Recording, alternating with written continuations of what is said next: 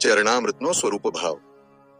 પુષ્ટિ સૃષ્ટિને નિશ્ચય પ્રભુ પોતાના શ્રી અંગ દ્વારા જ પ્રકટ કરે છે અને પોતાની સેવા માટે પ્રકટ કરે છે, અને ચરણામૃતની રજ છે તે પણ આપના શ્રી અંગની જ છે, અને જલ પણ આપના શ્રી અંગથી જ પ્રકટ થાય છે. તે રજ અને જલ મિલાવીને પુષ્ટિ સૃષ્ટિનું નિર્માણ થાય છે.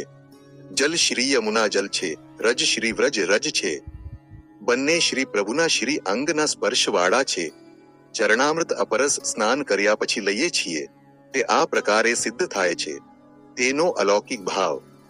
હવે આ લેવાનું કારણ શું અને તેની પાછળ ભાવ શું છે તેનો વિચાર કરવો તે અતિ આવશ્યક છે, જેના દ્વારા જીવન અલૌકિક સિદ્ધ થાય છે.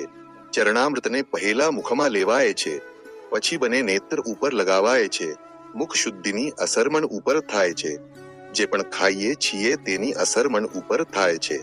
માટે જ કહેવાય છે કે જેવું અન્ન તેવું મન, તો મનની શુદ્ધિ ખાવા ઉપર છે. હવે આ પ્રકારની મન શુદ્ધિ માટે શું કરવું તો સિદ્ધાંત રહસ્ય માં આજ્ઞા કરે છે. અસમર્પિત વસ્તુનામ તસ્માત વર્જનમાચરેત, અર્થાત જે કાંઈ પણ ખાવું કે પીવું તે સમર્પિત હોવું જોઈએ.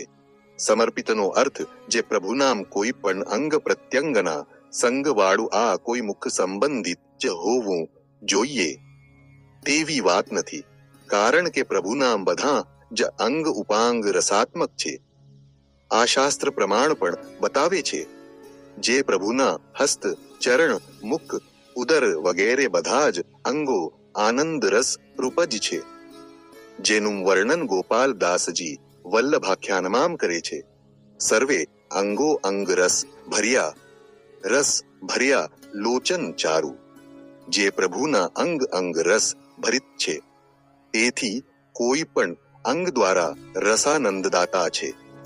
જે અંગ સંબંધિત વસ્તુ સમર્પિત જ કહેવાય છે. આ ચરણામૃત તો આપના અંગ સંબંધી છે, અને ઉદરમાં જાય તો તેના દ્વારા અને મુખ તેની તો શુદ્ધિ થાય છે, પરંતુ તેના દ્વારા મનની પણ શુદ્ધિ થાય છે. અને મન શુદ્ધિ થાય તો અલૌકિક વિચાર આવે, અને તે અલૌકિક વિચાર દ્વારા ભાવાત્મક સ્વરૂપમાં ભાવસ્ફુરિત થાય છે, અને આવા રસભાવાત્મક સ્વરૂપની સેવાથી પરમાનંદ પ્રાપ્ત થાય છે. તો આવું જીવન બનાવવા માટે મુખમાં ચરણામૃત લેવાય છે. મુખમાં લેવાથી મુખ વાણી રસમય બને છે, અને વાણી રસમય બને તો જે પ્રભુના રસાત્મક ગુણાનુવાદ ગાઈ શકાય છે. એટલે ચરણામૃત લેવું જોઈએ. ભાવ વૃદ્ધિ થાય